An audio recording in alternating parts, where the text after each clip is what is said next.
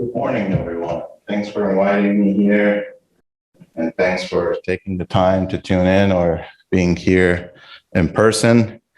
My name is Hamid Charkhkar. I'm a research assistant professor at the BME department here at Case and an investigator, advanced platform technology at Cleveland VA.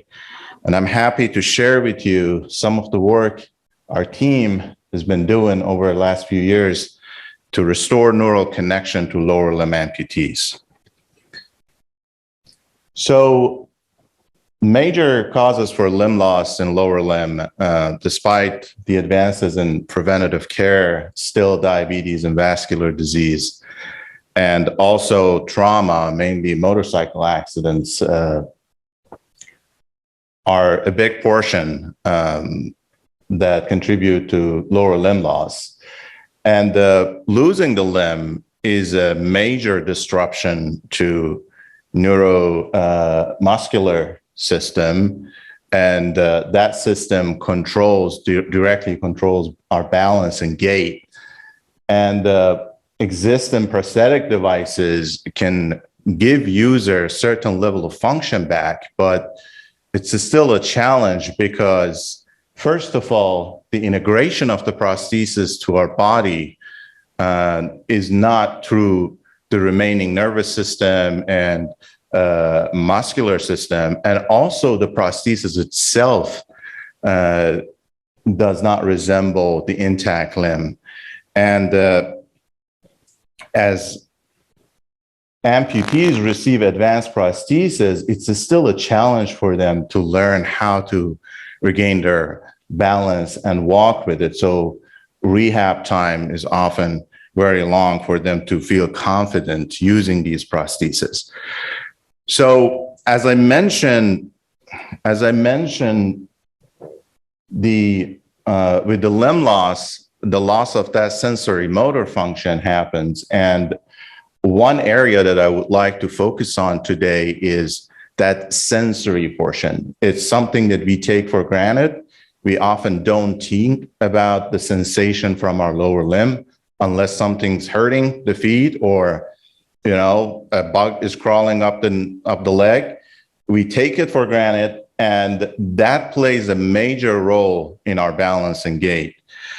And if you look at the lower limb amputees, we see that they have a higher risk of fall, lower balance confidence, phantom pain issues, and in part, these problems could be attributed to loss of that sensation.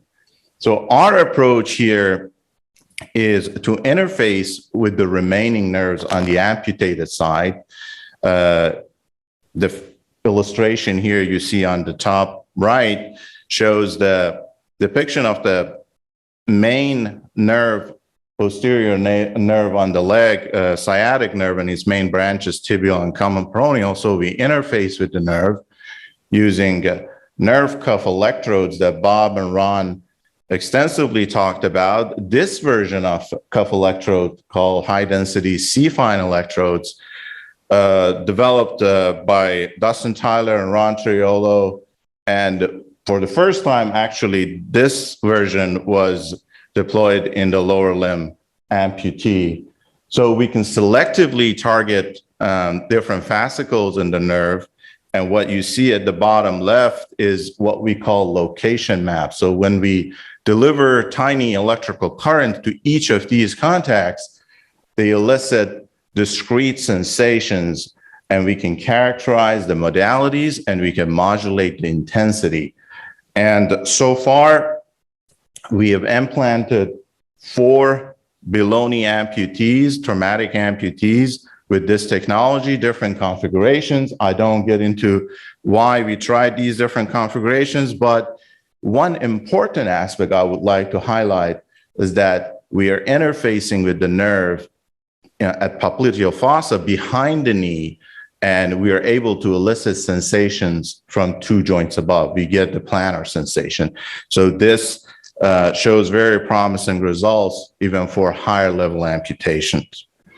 So now that we have shown by delivering electrical stimulation to nerve cuff, we can elicit sensation as it's coming from the missing limb, we tied it to the prosthesis, because really the goal is to elicit sensation as the prosthesis interact with the environment. So at the bottom of this illustration, you see we put pressure insoles in the prosthetic shoe, and we read the pressures as the user changes the pressure profile, they walk or interact with the environment. And based on those readings, we can selectively deliver a stimulation to those contacts that correspond to that locations, and the user perceives it as it's coming from the missing limb. And having this sensory neuroprosthesis, we are in a position to see if it has any impact on balance and some of the functional tasks that matters to amputees the most. So the first thing we did, we looked at the effect of sensory neuroprosthesis, or in short SNP, on balance. So this is a test called sensory organization test. It's a well-known clinical test. The idea here is to disrupt the inputs to balance system, mainly visual input, vestibular, and the sensation from the feet in a very controlled fashion.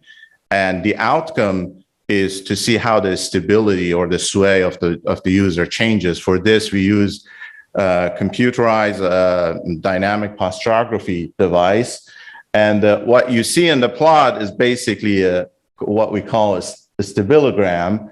And it shows that when the sway is larger, the green circle over there, the person sways much more. And when we have this stimulation, the sway is much reduced, so they are able to maintain an upright position much better. And what we found with the SMP is that actually when the other resources are depleted, when vestibular and visual inputs are incongruent with each other, the SMP plays a major role in improving the balance. We also use the SMP to see how it affects the foot placement during a challenging locomotion task. If I can play this one as well. Yep. So idea here is to come up with a task that resembles gravel walking, for example. We have a horizontal ladder, and the subject is blindfolded, walking over the ladder, and they're supposed to put their foot on the rungs and not miss the rung. So if they miss the rung, that's considered as an error. And you can see with the with the sensory neuroprosthesis, they make less mistake, and the performance of the prosthetic leg resembles the intact one. The results here are also published and are available if you're interested to know more about this, same as the work that we did with the balance. Okay, but the real issue is to move this technology outside the lab. And we had started a homegoing trial. And to do that, we had to do some technical development. The idea here is to be least disruptive to users' prosthesis, because for those of you who have worked with lower limb prosthesis, you know how important the fit of the prosthesis is to the user. So we did not want to mess with that. The design we came up was mainly adding a tiny ankle bracelet to the pylon of the prosthesis. It reads the pressure, planar pressure, and wirelessly communicates it to an external control unit. And because it's wireless, the donning, doffing of the system is pretty simple. And this attachment to the pylon with the stay on is very lightweight. And in fact, the user who took the system home had it on all the time. They did not remove it from their prosthesis. So we initially came up with a plan for a 12-week homegoing trial. And because of the COVID, that 12-week extended over 219 days. And despite the challenges we face with the COVID, it was a blessing for us because it allowed us to test the system for much longer time. And we learned a lot of valuable lessons that was not impossible to probe and examine if we had a shorter version. During this timeline, we asked the subject to come back to the lab for a set of planned experiments to see how their performance, subjective performance, and subjective measures of how they interact with the prosthesis, and also some of the functional outcomes change. For example, we designed walking over uneven terrain, specifically looked into stairs, and some of the typical gait assessments that are clinical assessments we perform in the lab.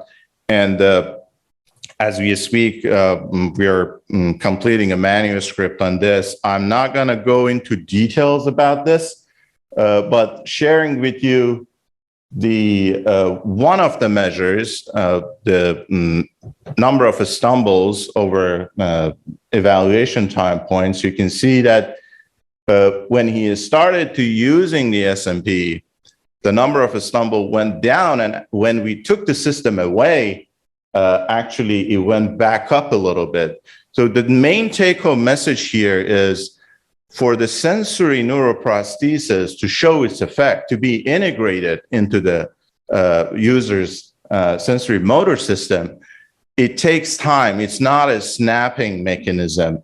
So you can see that after using the SMP for a while, it gradually started reducing, and it was only after multiple weeks that user learned how to rely on this new input or how to use it during different locomotion tasks, and then it showed its result. So that was something interesting for us. And I have a video. I don't know if the audio is going to play. I'm going to try it. If not, I'll explain what the subject says. There was a time when I was carrying this big Amish study table, and it was on the bottom when we roll up steps.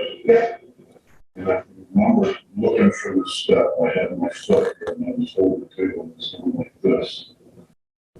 And I thought, well, the steps are there, I just can't feel it because I don't have the system on it. It hit me like a ton of bricks, you know.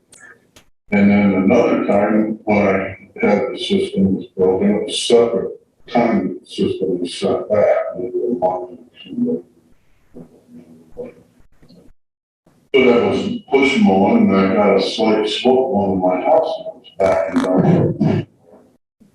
And I can remember being at the bottom of the hill, standing here going like this with my foot, taking the next step to that, and I thought, it's on the ground, I just can't feel it. You know, I had the system, I had to feel myself working my toes. My toes are probably the most sensitive feeling of the system. I think how everything toes feel the things when So, a couple of times came off of my toes. Those are a couple of really strong ones that really knew that was missing. so really the message here is when, especially for traumatic amputees, that they're highly active, they have no issues. This gentleman, when we started the trial, he said, I pretty much do everything. So he received the system. And the interesting part is that the effect of the sensation was become so clear to him when we took it away. So it's going back to the point that I made earlier, that we take this sensory input for granted because we often don't think about that input unless it's not there. So he went into the trial not thinking that, well, it's going to affect me because I'm not thinking about the feet. But when it was not there, he noticed that, well, it affects how I perform certain tasks. And that was one of the very important observations during the trial. I'm going to tell you briefly about two other other areas in the project that we are currently working on. I mentioned that amputation and limb loss affects the sensory motor system, and I talk mainly about the sensation, but really we should bring the motor aspect into the picture. So we came up with the idea of bidirectional prosthesis, and this work just got us started. We have one subject implanted with C-fine electrodes, but you also see at the bottom left the intramuscular electrodes that are implanted in anterior and posterior muscles in the residual limb, as well as the hamstrings and quads. So we can record the EMG and use that to generate a command and send it to the prosthesis. So it provides some intuitive control as well as providing a user with the sensation. So it's completing that sensory motor function that exists in the natural limb. Also, a quick note about the diabetes, because I started with telling you the causes of limb loss, and we cannot really make a difference unless we target the largest population of lower limb amputees. And here the idea is to see how the sensory stimulation affects the residual limb health, affects the blood flow. And the important thing that I put here in the center is, unlike traumatic amputees, that they have the non-affected limb, so they rely on the non-affected limb for that sensory feedback. A lot of diabetic amputees, when they lose, when they undergo the first amputation, they typically do very poorly on the other limb, and the other limb, in majority, 55% of the time, it requires amputation as well. So it kind of highlights why diabetic amputees can benefit more from this technology, because it provides a sensation and they don't have any good feedback from the other leg. I would like to thank the team, especially participants, Ron, Jill Pinot, who did the surgeries, and Clay Kelly, who is the chief of PM&R at the VA. If you would like to see more, especially about the homegoing, there are two professional videos that we spend a lot of time, and they're uploaded on the APT Center YouTube, that talks about a little bit in detail and tells you more about the subject experience, how the device felt like. So you can just go to the YouTube and search the APT Center and look for that logo. It shows up. And if you know anyone who might be interested, please let them know about our study, and they can contact me. The email is pretty simple. And that's pretty much all I have to share with you today. Thank you.